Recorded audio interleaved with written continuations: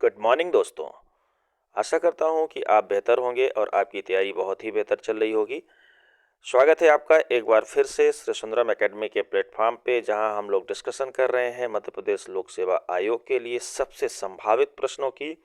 ये प्रश्न श्री सुंदरम एकेडमी द्वारा चलाए गए अभय टेस्ट सीरीज पे आए हुए प्रश्न पत्र हैं और उनके डिटेल प्रश्न पर हम लोग चर्चा करने के लिए यहाँ उपस्थित हुए हैं। तो आइए इस अभय टेस्ट सीरीज के प्रश्न क्रमांक 2 के 66 प्रश्न अब तक डिस्कस किए जा चुके हैं और 67वें प्रश्न के साथ मैं आज आपके साथ हूं। तो आइए हम लोग शुरू करते हैं इस प्रश्न का उत्तर, डिटेल उत्तर, और देखते हैं कि इस प्रश्न में क्या है। तो 67 नंबर प्रश्न है। बिना समय गवाए हम लोग सीधे 67 नंबर प्रश्न पर आते हैं। ई कॉमर्स का वह रूप जिससे आप खाना ऑर्डर करते हैं या कर सकते हैं, उदाहरण है।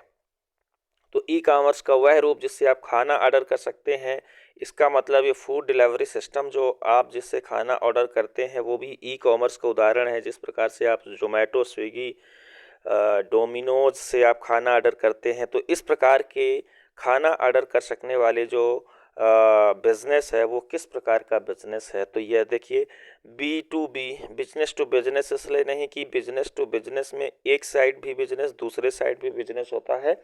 तो एक साइड इसमें हम लोग होते हैं, मतलब कंज्यूमर होता है, तो निश्चित रूप से एक साइड इसमें कंज्यूमर आएगा। तो ये कैसा हो जाएगा, बिजनेस टू कंज्यूमर का उदाहरण। एम्प्लाई तो है नहीं, सिर्फ एम्प्लाई नहीं करते, तो बिजनेस टू एम्प्लाई का, सॉरी, बिजनेस टू कंज्यूमर का यह उदाहरण है। ठीक, तो हम लोग जानते हैं कि ई कॉमर्स में कई प्रकार के बिजनेस होते हैं। B2B होता है, B2E होता है, B2C होता है, C2G होता है। तो यह बिजनेस टू कंज्यूमर, जैसे जोमेटो जो हो गया, तो जोमेटो का जो बिजनेस है और इससे सीधे किससे जुड़ता है, कंज्यूमर से, तो ये B2C का उदाहरण हो गया। ठीक है, चलते हैं अगले प्रश्न की ओर हम लोग चलते हैं। प्रश्न नंबर 68। प्रश्न नंबर 68 कह रहा है, एसएमपीएस का कंप्यूटर में क्या उपयोग होता है। एसएमपीएस की हम लोग बात करें तो इसको कहते हैं switched mode power supply. Switched mode power supply, ये इसका फुल फॉर्म है। तो अब पावर सप्लाई जब आपको पता हो गया तो आप इसका उत्तर भी बड़े आसानी से लगा सकते हैं कि स्विच्ड मोड पावर सप्लाई का अर्थ होता है विद्युत का परिचालन। तो यह विद्युत के परिचालन से संबंधित है। ठीक है, अगला प्रश्न है हमारा 69 कि नई शिक्षा नीति 2020 के अनुसार शिक्षा मानव संसाधन के लिए गठित केंद्र सरकार के मंत्रालय का वर्तमान नाम क्या है। तो देखिए, नई शिक्षा नीति 2020 में एक बार फिर से ministry of human resource development MHRD का नाम बदल करके शिक्षा मंत्रालय कर दिया गया है। फिर से मैं इसलिए बोल रहा हूँ कि इसका नाम जो है, तो कई बार शिक्षा मंत्रालय, कई बार मानव संसाधन मंत्रालय होता रहता है। तो आइए हम लोग देखते हैं कि इस मंत्रालय का पहली बार कब गठन हुआ, इस मंत्रालय का नाम कब बदला गया। तो सबसे पहले तो मैं आपको बताऊं कि 25 सितंबर 1985 को राजीव गांधी के काल में, पहले जब 1952 में मंत्रालय बना तो इसका नाम शिक्षा मंत्रालय था। शिक्षा मंत्रालय, उसके पहले अंतरिम सरकार में भी शिक्षा मंत्रालय के नाम से बना था। 25 सितंबर 1985 को शिक्षा मंत्रालय का नाम बदल करके मानव संसाधन मंत्रालय ministry of human resource development MHRD नाम रखा गया। 26 सितंबर 1985 से लेकर के अब हमारे यहाँ ये चलता रहा, MHRD चलता रहा। लेकिन बाद में मतलब 2018 में इसका नाम फिर से शिक्षा मंत्रालय करने का सुझाव जो है वो हमारे एक समिति बनाई गई के कस्तूरी रंगन समिति, जिस पर हमारी नई शिक्षा नीति भी टिकी हुई है।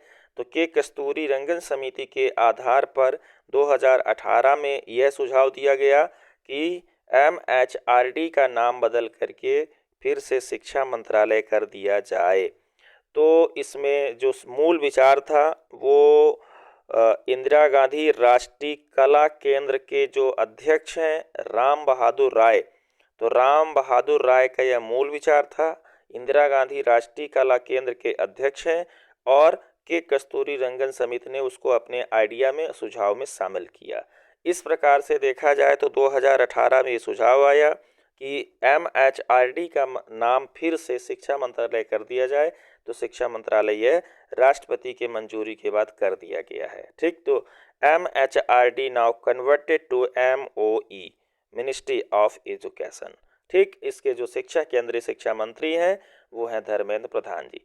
14 अगस्त 2020 के बाद यह नाम आ गया क्या, शिक्षा मंत्रालय। तो ये याद रखना है हमें। चलते हैं अगले प्रश्न की ओर।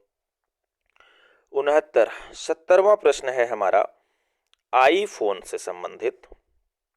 क्योंकि हम लोग आईफोन और ऑपरेटिंग सिस्टम एंड्रॉइड फ़ोन इस्तेमाल करते हैं, उनमें से प्रश्न बनना स्वाभाविक भी है। तो आईफोन ऑपरेटिंग सिस्टम एवं एंड्रॉइड मोबाइल ऑपरेटिंग सिस्टम में मुख्य अंतर क्या है, ये आपसे पूछा गया है। तो देखते हैं। एंड्रॉइड अधिक अनुकूलन की अनुमति देता है, नो डाउट ये बात सही है कि हमारे एंड्रॉइड फ़ोन में ज़्यादा अनुकूलन का मतलब ये हुआ कि आप ज़्यादा परिवर्तन कर सकते हैं, ज़्यादा एप्लीकेशन लोड कर सकते हैं और ज़्यादा मॉडिफिकेशन तरीके से आप मॉडिफाइड करके आप इस्तेमाल कर सकते हैं। एंड्रॉइड खुला स्रोत व अधिक किफ़ायती होता है। निश्चित रूप से एंड्रॉइड सस्ता होता है, ओपन फॉर ऑल एप्लीकेशंस है, इसलिए इसको खुला स्रोत बोलते हैं। एंड्रॉइड तृतीय पक्ष उपयोग अनुकूल है, ये भी सही बात है। तो यदि इन तीनों में से देखा जाए तो ये तीनों बात सत्य है। इसका मतलब हमें आईफोन कम अनुकूलन की अनुमति प्रदान करता है, खुला स्रोत कम होता है और महंगे होते हैं। आईफोन तृतीय पक्ष के उपयोग के अनुकूल नहीं होता है। तो यह अंतर हो जाएगा आईफोन और एंड्रॉइड फ़ोन में। ठीक है, तो इसका उत्तर है सभी। तो ये सभी आंसर इसमें लग जाएगा। चलते हैं हम लोग अगले प्रश्न की ओर।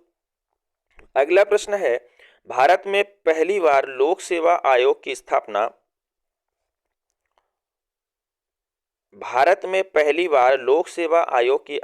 स्थापना किस अधिनियम के तहत हुई? तो इस प्रश्न का सही उत्तर है भारत सरकार अधिनियम 1919। हम जानते हैं कि भारत में पहली बार जब संघ लोक सेवा आयोग बना तो वो 1 अक्टूबर 1926 है। 1 अक्टूबर 1926 को संघ लोक सेवा, ये संघ में लोक सेवा आयोग की स्थापना हुई और यह 1 अक्टूबर 1926 को जो आयोग बना वो 1900 अधिनियम है ना, 1900 अधिनियम के तहत ये बनाया गया। ठीक है, मांटेग्यू चेम्सफोर्ड अधिनियम 1919 के अधिनियम के तहत बनाया गया और इसकी सिफारिश की थी ली आयोग ने 1923 में। तो ली आयोग जो 1923 में बना, उसकी सिफारिश के आधार पर भारत में लोक सेवा आयोग की संरचना स्थापित हुई, यह लोक सेवा आयोग बनाया गया। ठीक है, इस प्रश्न में इतना ही। अगले प्रश्न की ओर हम लोग बढ़ते हैं। प्रश्न क्रमांक 72। प्रश्न क्रमांक 72 है, भ्रष्टाचार निवारण अधिनियम 1988 का क्रियान्वयन निम्नलिखित में से किस अधिनियम द्वारा प्रत्यक्षतः किया जाता है? तो भ्रष्टाचार निवारण अधिनियम 1988 में जो कार्यवाही कर सकता है वो इसमें से है हमारा केंद्रीय सतर्कता आयोग। केंद्रीय सतर्कता आयोग एक भ्रष्टाचार निवारण आयोग होता है। इसको यह पावर मिला है कि वो भ्रष्टाचार निवारण अधिनियम 1988 का इस्तेमाल करते हुए वो कार्यवाही कर सकता है। ठीक है, हम लोग जानते हैं कि हमारा केंद्रीय सतर्कता आयोग CVC के संथानम समिति की सिफारिश पर 1964 में गठित हुआ। 1964 में गठित हुआ और इसको 2003 में वैधानिकता प्रदान की गई अधिनियम के माध्यम से। इसमें नियुक्ति जो होती है तो राष्ट्रपति करता है और इनके जो अध्यक्ष होते हैं, आयुक्त होते हैं, उनके रिटायर्ड का उम्र जो होता है, कार्यकाल होता है, वो ये आप लोग हमें कमेंट करके बताएंगे कि इनका कार्यकाल क्या होता है। ठीक है, इसमें हम लोग देखें राष्ट्रीय महिला आयोग, सूचना आयोग, नीति आयोग, तो ये अलग अलग आयोग हैं। इनकी चर्चा हम लोग आगे आने वाले प्रश्नों पे करते रहेंगे। ठीक है, चलते हैं हम लोग अगला प्रश्न नंबर 73। प्रश्न नंबर 73 कहता है कि निम्नलिखित में से कौन मध्य प्रदेश राज्य निर्वाचन आयोग का अध्यक्ष नहीं रहे। तो जो हमारे पास 4 ऑप्शन दिए हैं इनमें से हमें चेक करना है कि कौन मध्य प्रदेश राज्य निर्वाचन आयोग के अध्यक्ष नहीं रहे। तो आइए, इसमें से बहुत आसान तरीका है। हम लोग जानते हैं कि हमारे जो पहला, यदि आपको याद है तो बन जाएंगे, हमारे जो पहले अध्यक्ष थे वो थे NB लोहानी। NB लोहानी पहले अध्यक्ष थे। तो देखिए, इसमें NB लोहानी कहीं नहीं लिखा हुआ है, लिखा है लोहानी लेकिन AK लोहानी लिखा है। तो AK लोहानी हमारा इसमें से नहीं होगा। बाकी श्री आदित्य विजय सिंह, श्री परशुराम, आर परशुराम, श्री बसंत प्रताप, ये तीनों थे। ठीक है, तो इस प्रश्न को यूं सॉल्व करना था। आपको पता नहीं है कि श्री आदित्य विजय सिंह थे या नहीं थे, कोई दिक्कत नहीं। आपको नहीं पता आर परशुराम थे कि नहीं थे, बसंत प्रताप सिंह थे कि नहीं थे, ये नहीं पता, लेकिन आपको पता होना चाहिए कि हमारे जो पहले अध्यक्ष थे राज्य निर्वाचन आयोग के वो NB लोहानी थे। थोड़ा सा इसको हमें डिटेल से पढ़ करके ये पता करना होता है। तो जो इस प्रकार से पढ़े होंगे तो आप सीधे श्री AK लोहानी खारिज करेंगे और आपको आंसर मिल जाएगा। तो आदित्य प्रताप सिंह थे, परशुराम जी थे, है ना, और ये आपके आर परशुराम जी थे, और AK लोहानी नहीं बल्कि NB लोहानी थे। ठीक है, इस प्रकार से आपको इस प्रश्न का सॉल्व करना था। चलते हैं हम लोग अगले प्रश्न की ओर। बाकी अध्यक्ष हैं, बाकी जो सदस्य हैं उनका भी, अध्यक्ष जो है उनका भी नाम आपको देखते रहना है, वेबसाइट से चेक करिएगा, यहाँ पे हम विस्तार नहीं दे रहे हैं इसको। New Madhya Pradesh women's hockey association कहाँ स्थित है, ये अगला प्रश्न है, 74वां प्रश्न। तो मध्य प्रदेश वीमेंस हॉकी जो है वो हमारा ग्वालियर में, भोपाल में स्थित है। Madhya Pradesh new women's hockey जो है वो भोपाल में स्थित है। ग्वालियर में स्थित है मध्य भारत महिला हॉकी एसोसिएशन।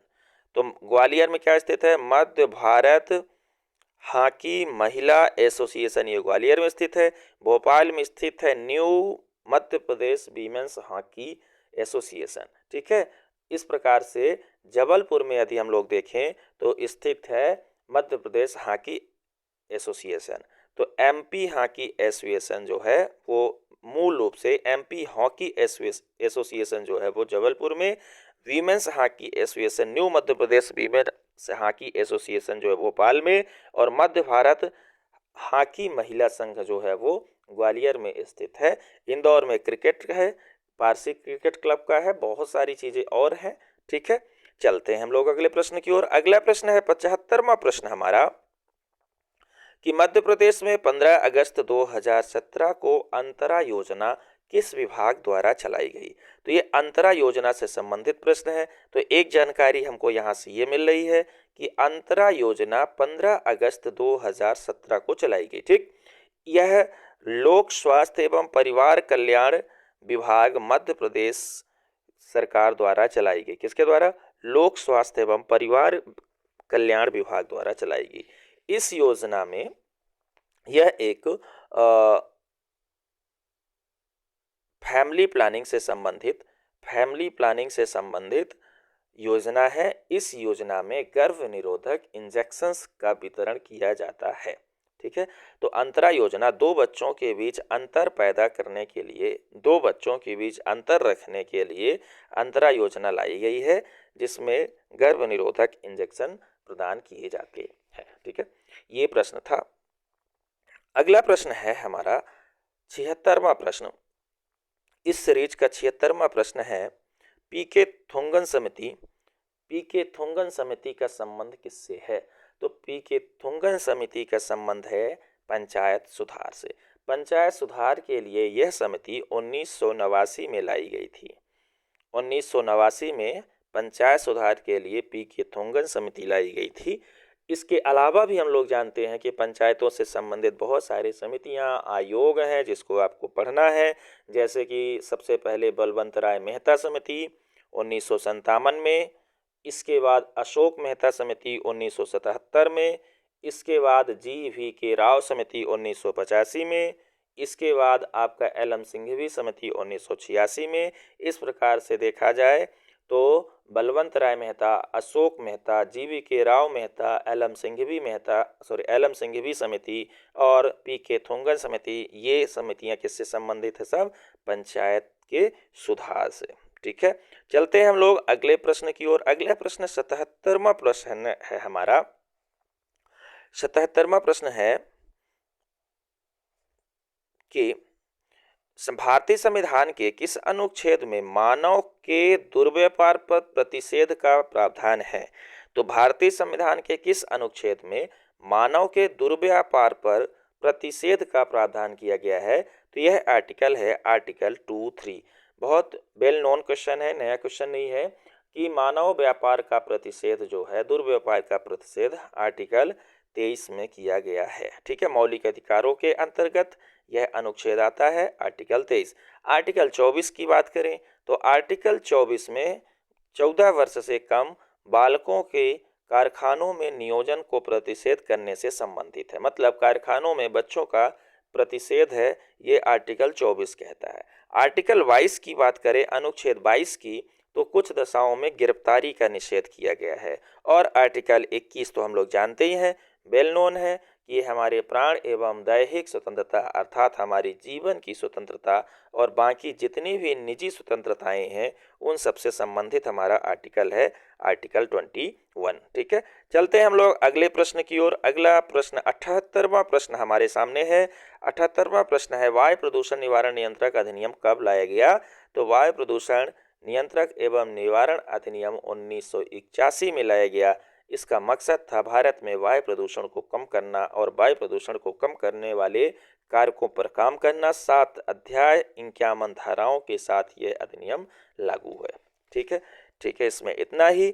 अगला प्रश्न हमारे सामने है 79वां प्रश्न, 79वां प्रश्न कि भारतीय रिजर्व बैंक के संदर्भ में, भारतीय रिजर्व बैंक के संबंध में, भारतीय रिजर्व बैंक के संबंध में कौन सा कथन सत्य नहीं है? नहीं पे भी फोकस हमें करते रहना है। ठीक है, क्या क्या कथन है? कथन को हम लोग थोड़ा सा पूरा लेते हैं। इसमें कथन है कि भारतीय रिजर्व बैंक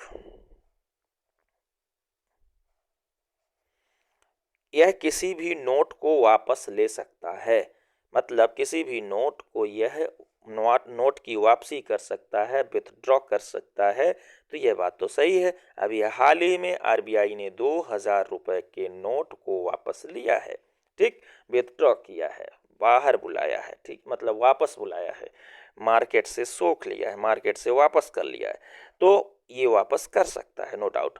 फिर किसी नोट श्रृंखला को बंद कर सकता है, यह भी सही है, क्योंकि हम लोग जानते हैं कि इसको हम लोग क्या कहते हैं? विमुद्रीकरण, नोटबंदी जिसको सामान्य भाषा में कहते हैं, विमुद्रीकरण। तो उस मुद्रा को प्रचलन से हटाना। फिर ये भी सही, ये भी सही। तो नए नोट प्रचालन के लिए RBI के पास न्यूनतम 500 करोड़ रुपए का रिजर्व होना चाहिए। यहाँ पे डेटा मिस है, ये 500 करोड़ रुपए नहीं बल्कि RBI के पास न्यूनतम आरक्षित प्रणाली के तहत 200 करोड़ रुपए का रिजर्व होना चाहिए। ठीक है, तो ये यहाँ पे फैक्ट मिस है। अगला प्रश्न है, नोट प्रचालन के लिए RBI न्यूनतम निधि पद्धति अपनाता है। बिल्कुल सही बात है, RBI नोट प्रचालन के लिए न्यूनतम निधि पद्धति या न्यूनतम आरक्षण पद्धति अपनाता है, जिसको मिनिमम रिजर्व सिस्टम MRS प्रणाली कहा जाता है। MRS प्रणाली अपनाता है। तो इसमें जो गलत कथन था वो था C नंबर, 500 की जगह पर होगा 200 करोड़। तो हम लोग जानते हैं कि RBI 200 करोड़ रुपए का रिजर्व अपने पास रखती है, जिसमें से 115 करोड़ रुपए का गोल्ड होना चाहिए और शेष जो है वो विदेशी मुद्रा होना चाहिए। तो गोल्ड और विदेशी मुद्रा के साथ RBI ये पैसा रखती है, तब नए नोट या तब नोट निकाले जाते हैं। तो ये MRS कितना है? 200 करोड़। क्लियर? अगले प्रश्न की ओर बढ़ा जाए। 80 नंबर का प्रश्न है हमारा। 80वां नंबर प्रश्न कहता है कि मध्य प्रदेश में कूनो नदी किस अभ्यारण्य से होकर गुजरती है? तो मध्य प्रदेश में कूनो नदी, कूनो मतलब पालपुर कूनो, पालपुर कूनो अभ्यारण्य से होकर गुजरती है। बहुत आसान सा प्रश्न है। पालपुर कूनो नदी जो है ये कहाँ पड़ेगी? श्योपुर में। अभ्यारण्य कहाँ पड़ेगा? श्योपुर में। तो पालपुर कूनो श्योपुर में अब इस नदी की बात करें तो यह शिवपुरी पठार से निकलती है नदी, शिवपुरी के पठार से यह नदी निकलती है और डिस्चार्ज होती है चंबल में, चंबल नदी में मुरैना में मिल जाती है, चंबल में कोनो। तो ये शिवपुरी पठार से निकलकर पालपुर कोनो अभ्यारण्य से बहते हुए मुरैना में जा करके चंबल में कोनो नदी डिस्चार्ज हो जाती है। क्लियर। करैरा अभ्यारण्य हमारा शिवपुरी में है, रातापानी अभ्यारण्य रायसेन में है और नरसिंहगढ़ अभ्यारण्य हमारा राजगढ़ में है, राजगढ़ में है। ठीक है, इनको भी याद रखना है। चलें अगले प्रश्न की ओर। अगला प्रश्न है 81वां प्रश्न कि व्यवहार, मसान एवं पेंडा ये कृषि कहाँ होती है? तो आप लोग जानते हैं कि व्यवहार, मसान, पेंडा ये झूम कृषि के नाम है। भारत में झूम कृषि के अन्य नाम भी हैं।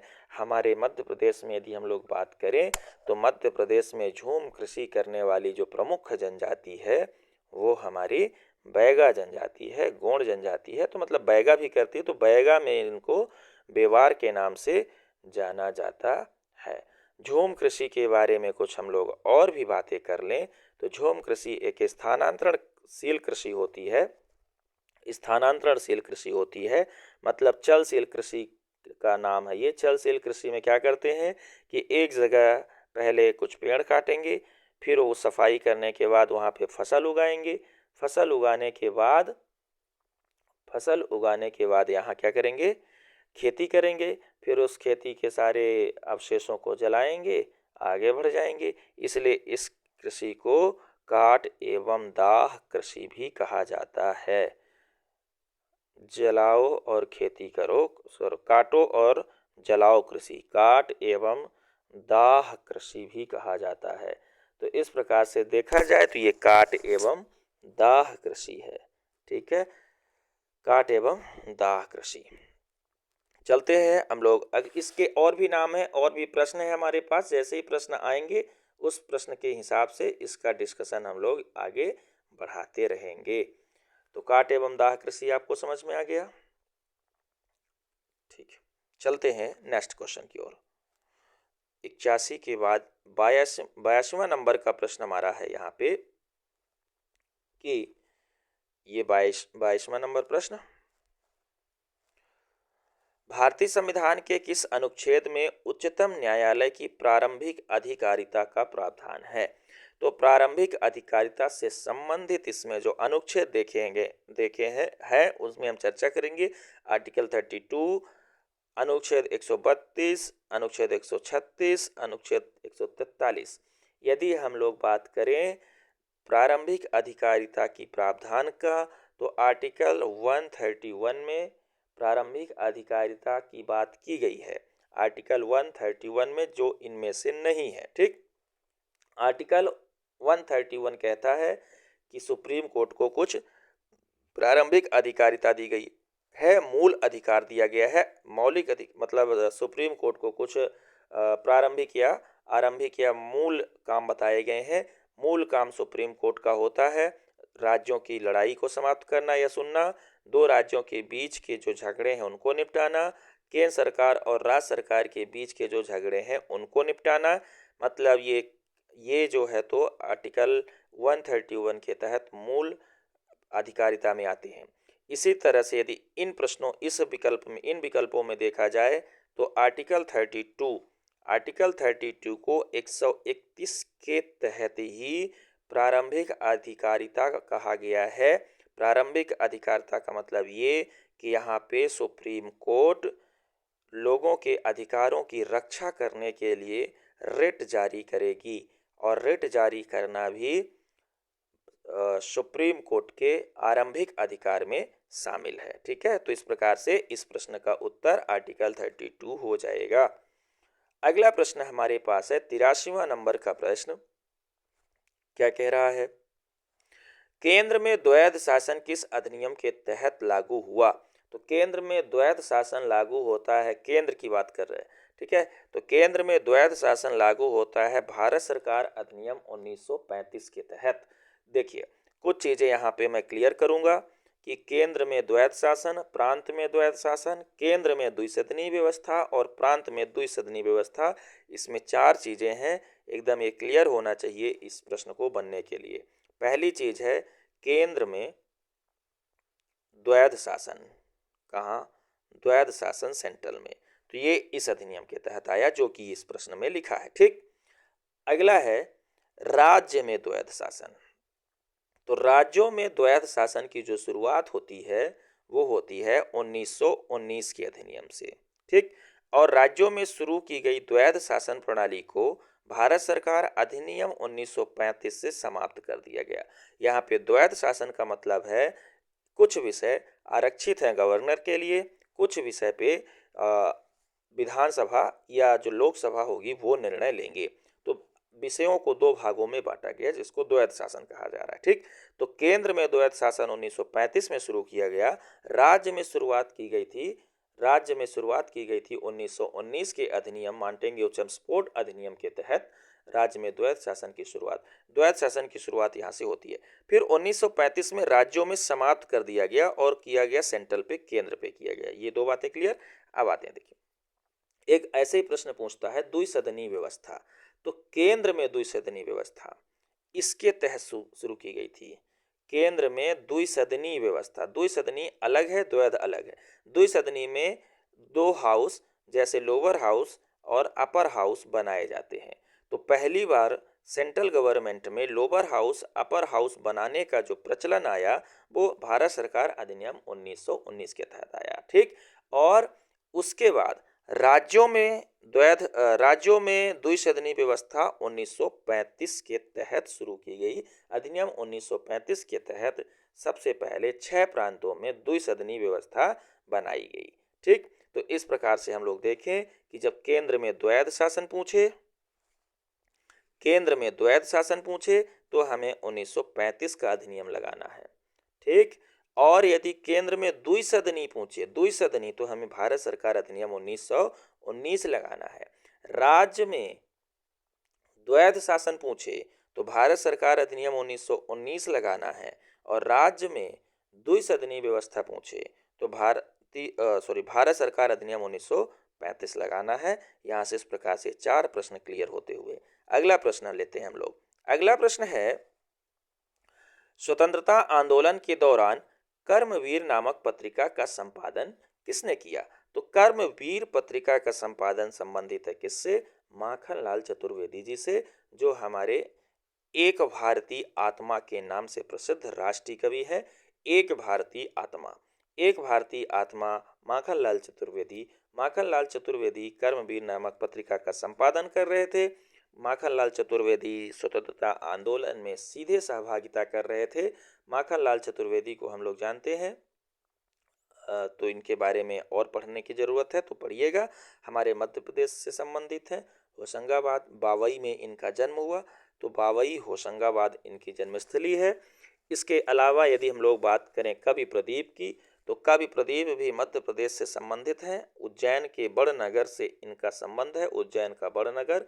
और कवि प्रदीप ने बहुत सारे देशभक्ति सॉन्ग लिखे हैं। इनका मूल नाम था, कवि प्रदीप का जो मूल नाम था वो रामचंद्र नारायण द्विवेदी। तो रामचंद्र नारायण द्विवेदी इनका मूल नाम था। गोपाल दास नीरज की बात करें तो इटावा यूपी से ये बहुत प्रसिद्ध कवि हो, इटावा से, यूपी उत्तर प्रदेश से।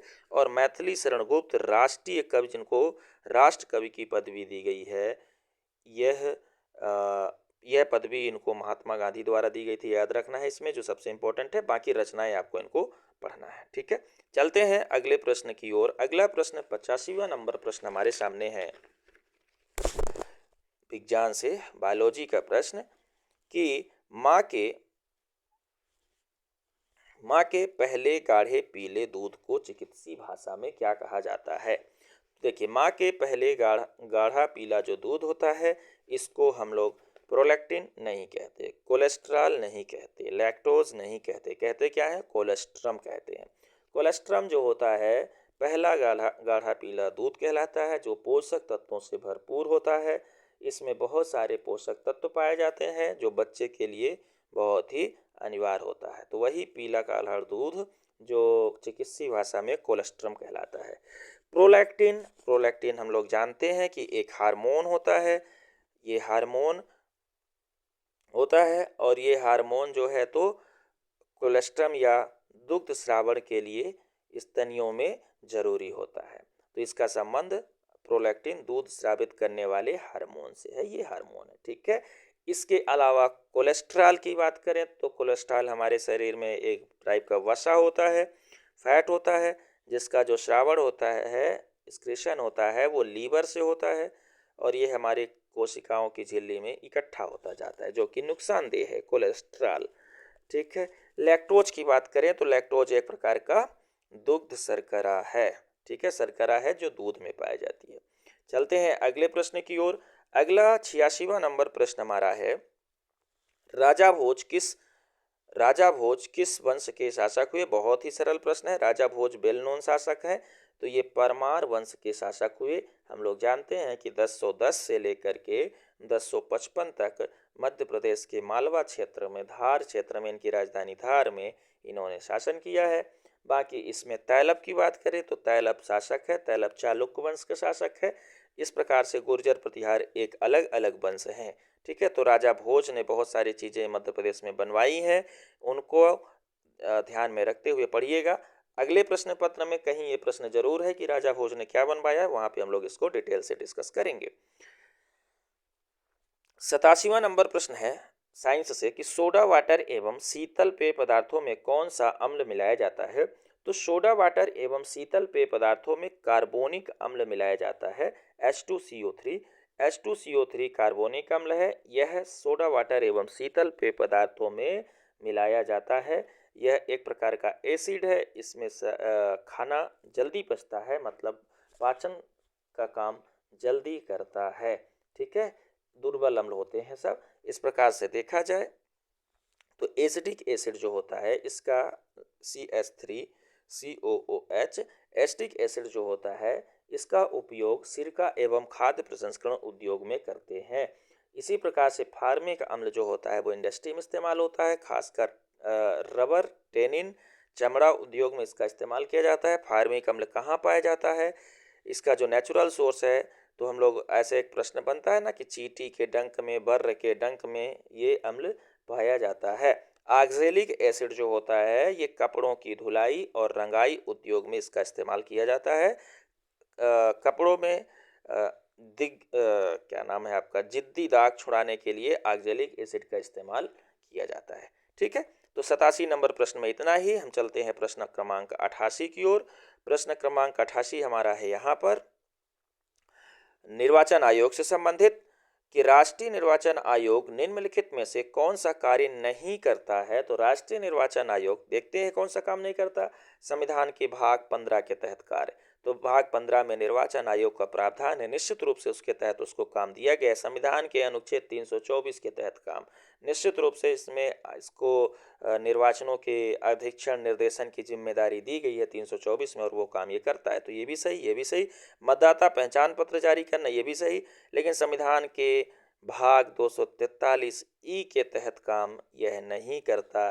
भाग 243 ई के तहत जो काम करता है वो काम करता है हमारा किसी भी राज्य का राज्य निर्वाचन आयोग, और राज्य के जो पंचायत के चुनाव से संबंधित ये आर्टिकल है तो यह राज्य निर्वाचन आयोग की जिम्मेदारी है, ठीक है। तो यह हमारा राष्ट्रीय निर्वाचन आयोग नहीं करता है। अगला प्रश्न है 79वां नंबर प्रश्न जो हमारा है, भारत ऊर्जा सुरक्षा परिदृश्य 2047 किसके द्वारा जारी किया गया है?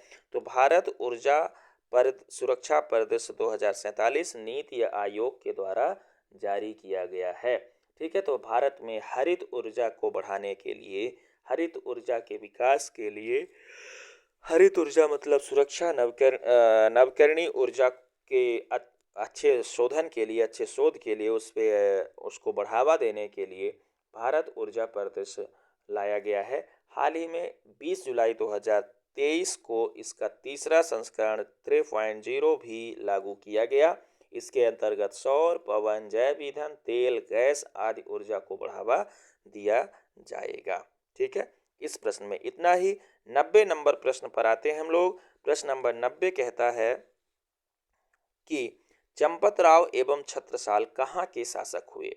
तो चंपतराव, दो शासक हैं, चंपतराव एवं छत्रसाल, ये दोनों ओरछा के शासक हुए। ठीक है, ओरछा के शासक हुए। चंपतराव की बात करें तो चंपतराव 1639 के आसपास शासक थे यहाँ के। औरंगजेब के विरुद्ध इन्होंने 1661 में युद्ध किया था चंपतराव ने, और ये जुझार सिंह के सहयोगी के रूप में शामिल रहे, जुझार सिंह के सहयोगी के रूप में शामिल रहे। इसके अलावा छत्रसाल की बात करें तो छत्रसाल का जो गढ़ था, बुंदेला शासक हैं दोनों, छत्रसाल का जो गढ़ था तो पन्ना था। 1675 से लेके 1731 तक ये यहाँ शासक रहे छत्रसाल पन्ना में, और इन्होंने मुगलों के खिलाफ कई युद्ध लड़े। इनके दरबारी कवि भूषण थे छत्रसाल के। ठीक है, और इन्होंने दमोह में जैन मंदिर कुंडलपुर का निर्माण भी कराया है। कुंडलपुर याद रखना है, कुंडलपुर दमोह में जैन मंदिर है, और जैन मंदिर का निर्माण जो है वो छत्रसाल के द्वारा कराया गया है। ठीक है, चलते हैं हम लोग अपने आज के 91वें प्रश्न की ओर। ये प्रश्न है इस प्रकार से कि निम्नलिखित में से कौन सा सही सुमेलित नहीं है। निम्नलिखित में से कौन सा सही सुमेलित नहीं है या असंगत युग्म है। तो देखिए, वंश दिया है, क्षेत्र दिया है, संस्थापक तो कारुष वंश, बघेलखंड, राजा कारुष, ये बिल्कुल सही है। चंद्रवंश, बघेलखंड, पुरुरवा, ये भी बिल्कुल, इनके आदि संस्थापक ये हैं। ठीक है, यदुवंश, नर्मदा क्षेत्र, अयाति वंश, ये गलत है, बताता हूँ इसमें। है वंश महेश्वर में था, सहस्त्र जाति, सहस्त्रजित जो है इसका शासक, इसके शासक थे, बिल्कुल सही है। तो यदुवंश, अयात यदु थे इसके, लेकिन ये नर्मदा क्षेत्र में न होकर के मध्य प्रदेश में यह चंबल क्षेत्र में था, चंबल क्षेत्र में था। ठीक है ना, शिवपुरी, श्योपुर इत्यादि उधर था। ठीक है, तो इसी है वंश की बात करें तो महेश्वर में था, ये सही है, लेकिन जो यदु वंश था वो आपका चंबल क्षेत्र में था। बाकी विकल्प सभी सही है। ठीक है, प्रश्न नंबर 92, एक दिवसीय अंतरराष्ट्रीय क्रिकेट में दोहरा शतक लगाने वाले युवा खिलाड़ी, सबसे युवा खिलाड़ी मतलब सबसे कम उम्र के खिलाड़ी जो हैं वो कौन है। तो एक दिवसीय अंतरराष्ट्रीय क्रिकेट में शुभमन गिल ने सबसे कम उम्र में दोहरा शतक लगाया है न्यूजीलैंड के खिलाफ मात्र 145 गेंदों में। और इसके अलावा रोहित शर्मा, ईशान किशन, कैमरून ग्रीन, इन्होंने सबने शतक लगाया है। तो हमारे यहाँ जानते हैं कि जो बल्लेबाज हैं तो वो कौन कौन से हैं जो दोहरा शतक लगाए हैं। तो उसमें से सचिन है, सहवाग है, और आपका रोहित शर्मा है। ठीक है, ईशान किशन है, और शुभमन गिल है। ठीक है, चलते हैं अगले प्रश्न की ओर हम लोग, इसमें ज़्यादा डिटेल की आवश्यकता नहीं।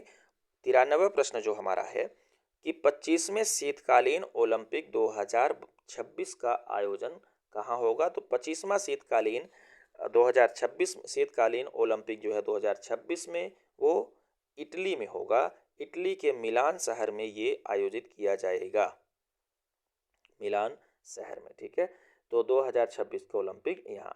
इसके अलावा 2024 में जो है वो पेरिस में आयोजित होगा, 2024 में जो आयोजित होगा वो आपका यहाँ ग्रीष्मकालीन ओलंपिक, सॉरी ये तो वहीं होना है, ग्रीष्मकालीन ओलंपिक जो है हमारा 2024 में वो पेरिस में आयोजित होने वाला है। ठीक है, इसमें भी ज़्यादा डिटेल की आवश्यकता नहीं है। हम लोग अगले प्रश्न की ओर बढ़ेंगे। हमारा अगला 94 प्रश्न नंबर का जो प्रश्न है वो है मध्य प्रदेश लोक सेवा आयोग के वर्तमान अध्यक्ष कौन है। मध्य प्रदेश लोक सेवा आयोग के जो इस समय अध्यक्ष हैं वो श्री राजेश लाल मेहरा जी हैं। तो राजेश लाल मेहरा इसका सही उत्तर। डीबी रेगे जो थे हमारे वो प्रथम अध्यक्ष थे, और बाकी ये दो माननीय सदस्य लोग हैं। ठीक है, इस प्रश्न में डिटेल की जरूरत नहीं है। आगे जो प्रश्न बनेंगे उनसे संबंधित हम लोग देखते रहेंगे। नंबर 95 का प्रश्न हम लोग देखते हैं। 95 नंबर प्रश्न कहता है कि माउंट एवरेस्ट फतह करने वाली प्रथम भारतीय दिव्यांग महिला कौन थी। तो माउंट एवरेस्ट फतह करने वाली प्रथम भारतीय दिव्यांग महिला अरुणिमा सिन्हा। अरुणिमा सिन्हा 21 मई 2013 को ये माउंट एवरेस्ट फतह की है। इसके अलावा अंशु जामसेनपा अंशु जान सेनपा या शेरपा ये पर्वतारोही हैं अरुणाचल प्रदेश से। इनको पद्मश्री दिया जा चुका है इसके लिए।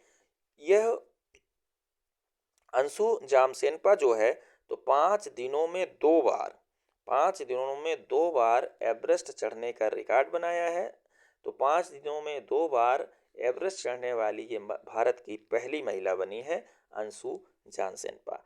कृतिका पुरोहित की बात करें तो कृतिका पुरोहित भारत की पहली दिव्यांग डॉक्टर, नैनो से आंखों से दिव्यांग डॉक्टर कृतिका पुरोहित भारत की पहली दिव्यांग डॉक्टर बनी है। ठीक है।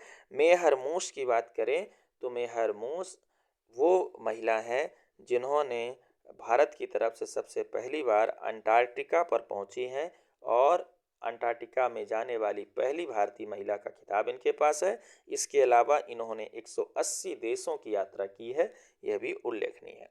प्रश्न नंबर 96 कहता है कि विश्व टाइगर दिवस कब मनाया जाता है। तो विश्व टाइगर दिवस मनाया जाता है 29 जुलाई को। प्रतिवर्ष 29 जुलाई को 2010 से मनाया जा रहा है, ये याद रखना है। 2010 से अंतर्राष्ट्रीय टाइगर दिवस मनाया जाता है। इसके लिए जो फंडिंग करता है वो WWF वर्ल्ड वाइड, इसका जो फुल फॉर्म है वो भी हमें याद रखना है, world wide fund for wildlife या nature, world wide fund for nature, ये इसका फुल फॉर्म है। तो इसके द्वारा, जिसकी स्थापना 1961 में स्विट्जरलैंड में हुई थी, तो इसका मुख्यालय स्विट्जरलैंड में है, WWF का। ठीक है। तो WWF के द्वारा विश्व टाइगर दिवस मनाने के लिए फंडिंग की जाती है। आयोजन इसका जो होता है GTI के द्वारा होता है। GTI मतलब ग्लोबल टाइगर इनिशिएटिव इसका प्रत्यक्ष आयोजक होता है। 2010 से मनाया जा रहा है। ठीक है। इसमें से अन्य दिवसों की बात करें तो 11 जुलाई को विश्व जनसंख्या दिवस मनाया जाता है। 17 अक्टूबर को अंतर्राष्ट्रीय गरीबी उन्मूलन दिवस मनाया जाता है और 12 नवंबर को विश्व निमोनिया दिवस मनाया जाता है। ठीक है। चलते हैं हम लोग अगले प्रश्न की ओर। अगला प्रश्न 97 नंबर का प्रश्न हमारा है कि भ्रष्टाचार न्यूनतम किया जा सकता है कैसे। तो भ्रष्टाचार ई शासन की स्थापना से किया जा सकता है न्यूनतम, नो डाउट। GPS एवं GIS के उपयोग से किया जा सकता है, नो डाउट। सूचना के प्रदर्शन से किया जा सकता है, लोक सेवा गारंटी अधिनियम, बिल्कुल सही बात है। तो इनमें से सभी प्रश्न मतलब सभी विकल्प सही है। तो भ्रष्टाचार ये ई गवर्नेंस का प्रश्न है, ई गवर्नेंस में इससे सभी से किया जा सकता है। अगला प्रश्न हमारे सामने होगा 98 नंबर का प्रश्न। 98 नंबर का प्रश्न कहता है कि भारत की हॉट एयर बैलून सफारी राष्ट्रीय उद्यान कहाँ प्रारंभ हुई। तो भारत की पहली हॉट एयर बैलून सफारी जो है वो बांधवगढ़ राष्ट्रीय उद्यान उमरिया में शुरू की गई। कहाँ? उमरिया में। भारत की पहली हॉट एयर बैलून सफारी का मतलब होता है कि आपको इस राष्ट्रीय उद्यान में गुब्बारे की सहायता से राइडिंग करने का मौका मिलेगा। मतलब गर्म हवा का जो गुब्बारा होगा उसके ऊपर चढ़ करके आपको इसका व्यू देखने को मिलेगा। ठीक है। यहाँ ये मतलब है हॉट एयर बैलून सफारी का। उमरिया में बांधवगढ़ राष्ट्रीय उद्यान की स्थापना 1968 में हुई थी, जिसको 1993 में टाइगर रिजर्व में शामिल किया गया। ठीक है। इसके अलावा हम लोग कान्हा किसली राष्ट्रीय उद्यान को देखें तो 1955 में इसकी स्थापना हुई और 1973 में सबसे पहला टाइगर रिजर्व बना मध्य प्रदेश का कान्हा किसली, मंडला और बालाघाट जिले में। ठीक है। गिरी नेशनल पार्क गुजरात में है, नागरहोल कर्नाटक में है, ये भी हमको याद रखना है। तो बांधवगढ़ की यदि हम थोड़ा और बात कर लें तो बांधवगढ़ ही वह राष्ट्रीय उद्यान है जहां सफेद टाइगर पकड़ा गया था मोहन, और इसको पकड़ा था राजा मार्तंड सिंह ने। यदि हम लोग भारत के पहले टाइगर रिजर्व की बात कर लें तो वो हम लोग जानते हैं कि Jim Corbett national park Uttarakhand Bharat का पहला टाइगर रिजर्व होता है। चलते हैं इसके अगले प्रश्न की ओर। अगला प्रश्न हमारे हाथ में है 99 नंबर का प्रश्न। 99 नंबर का प्रश्न कहता है कि सार्गेसो सागर किस महासागर में अवस्थित है। तो सार्गेसो सागर जो हमारा है स्थित हो कहाँ है, अटलांटिक महासागर में। ये उत्तरी अटलांटिक महासागर में स्थित है। उत्तरी अटलांटिक महासागर में हमारा ये स्थित है। क्या आपका सार्गेसो सागर। हम लोग जानते हैं कि हम जो उत्तरी अमेरिका महाद्वीप का पूर्वी तट है, उसके पूर्वी तट के पूर्व में स्थित है यहाँ पे सार्गेसो सागर। यदि सार्गेसो सागर की बात करें तो ये बना कैसे, तो वो थोड़ा सा मैं इस पर डिस्कस करता हूँ।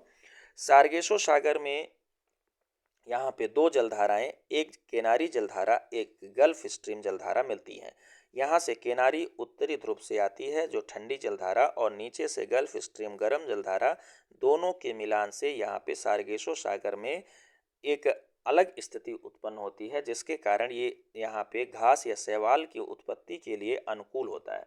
तो घास और शैवालों की के जो यहाँ पे पेड़ पाए जाते हैं घास का, उसको ही यहाँ की भाषा में सार्गेसो कहा जाता है, इसलिए इसका नाम जो है वो सार्गेसो सागर पड़ गया।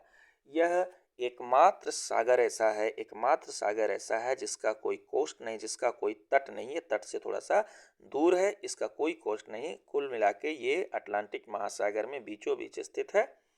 इस प्रकार से यहाँ सबसे अच्छी उपस्थिति जो होती है वो शैवालों की होती है, और शैवालों पर डिपेंडेंसी होती है अन्य जीवों की, और इसलिए देखा जाए तो यह मछली उत्पादन के लिए, मछली पालन के लिए सबसे अनुकूल दशा उत्पन्न कराता है सार्गेसो सागर आपका। ठीक है, 37% लगभग लवणता होती है यहाँ पे। यहाँ का यहाँ का जो टेम्परेचर होता है वो मध्य का टेम्परेचर होता है, क्योंकि दोनों जलधाराओं के मिलने से टेम्परेचर अनुकूल हो जाता है। क्लियर है? बिल्कुल, इसमें इतनी सी बातें हैं। आज का 100वां प्रश्न और इस वीडियो का आखिरी प्रश्न है, मानव खोपड़ी में कपाली क्रैनियन बोन्स की संख्या कितनी होती है। तो कपाली अस्थियों की बात की गई है यहाँ पे। तो कपाली अस्थियों की जो संख्या होती है मानव खोपड़ी में वो 8 होती है। ठीक है, कपाली अस्थियां कितनी होती हैं? 8 होती हैं। देखिए, हमारे पूरे मुखमंडल में क्रैनियन बॉक्स की यदि हम लोग बात करें तो टोटल स्कल में, खोपड़ी में हमारे 22 अस्थियां होती है। 7 अन्य अस्थियां भी होती हैं जो इससे जुड़ी होती हैं, लेकिन 22 मूल अस्थियां होती हैं। इनमें से 22 में से 14 अस्थियां हमारी फेसियल बोन होती हैं, मतलब मुखमंडल की बोन होती हैं, और 8 जो होती हैं वो हमारे क्रैनियन अर्थात कपाली होती हैं, सिर की होती हैं, ऐसे समझाएं हम। तो इस जो 8 हड्डियां हैं, तो मतलब कुल मिला के 22 होती हैं। कुल तो 29 होती हैं वैसे, पर 22 में से जो 14 होती हैं वो फेसियल या मुख की होती हैं, और 8 जो होती हैं वो कपाली होती हैं। 8 हड्डियों की यदि हम लोग बात करें तो इसमें 2 पैरेंटल, 2 टेम्पोरल, 1 फ्रंटल माथे की, 1 ऑक्सीपिटल सबसे पीछे, 1 आपका स्फिनॉइड, और 1 एथमाइड। इस प्रकार से ये 8 हड्डियां पाई जाती हैं। हम इस अन्य विकल्पों की बात करें तो इसमें 29 वही संख्या दी गई है जिसकी अभी हमने चर्चा की।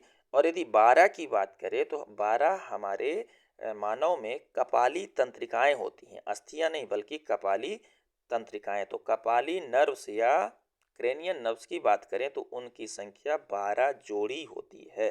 ठीक है, तो 12 जोड़ी कपाली तंत्रिकाएं हमारे शरीर में पाई जाती हैं। ठीक है, 14 फेसियल बोन्स की हम लोग बात करें, मतलब आनन या मुखमंडल की जो 14 हड्डियां होती हैं उसमें से 2 नाक की, 2 आपका तालू की, 2 इसमें आँखों की लैक्रिमल, 2 आपका जाइगोमार्फिक, और 2 इसमें आपका मैक्सिला जबड़ा, ऊपर जबड़ा, अपर जबड़ा, है ना। इसमें 2 आपका मैक्सिला और 2 आपका जबड़ा, 1 आपकी इसमें वोमर, और 1 आपका इसमें मैम्बिवल नाम की हड्डी पाई जाती है। तो ये इस प्रश्न में आपसे अस्थियों के बारे में पूछा गया। तो आज ये हमने टोटल लगभग 33 प्रश्न इस वीडियो में किए, और इस प्रकार से आपका दूसरे टेस्ट क्रमांक के सारे प्रश्नों की चर्चा हम लोग विस्तृत चर्चा करते हुए यहाँ तक पहुँचे हैं। इस टेस्ट सीरीज में इतना एक्सप्लेनेशन आपको परीक्षा में निश्चित रूप से काम आएगा। यहाँ पे सीधे प्रश्न पूछे जा सकते हैं और इनके एक्सप्लेनेशन से भी प्रश्न पूछे जा सकते हैं, इसलिए ध्यान से इस वीडियो को आप दोहरा लें यदि आपको एक बार में समझ नहीं आया तो उस सेक्शन पे जाके देख सकते हैं। वीडियो कैसा लगा ये हमें कमेंट करके बताएं। यदि आपके आसपास कोई तैयारी करने वाला छात्र है जिसको संसाधनों की कमी है या वो इस प्रकार की टेस्ट सीरीज से वंचित है, तो उसे इस वीडियो को शेयर करके ज़रूर पहुंचाएं। वीडियो को अधिक से अधिक लोगों तक पहुंचाने में मदद करें। अच्छा लगा है लाइक करें और चैनल पर यदि नए हैं तो चैनल को सब्सक्राइब कर लीजिए। इसी प्रकार की सीरीज़ हम लोग मेंस में भी डिस्कस करेंगे। आगे के लिए ये चैनल आपको बहुत ही आपकी तैयारी में हेल्पफुल साबित होगा। धन्यवाद।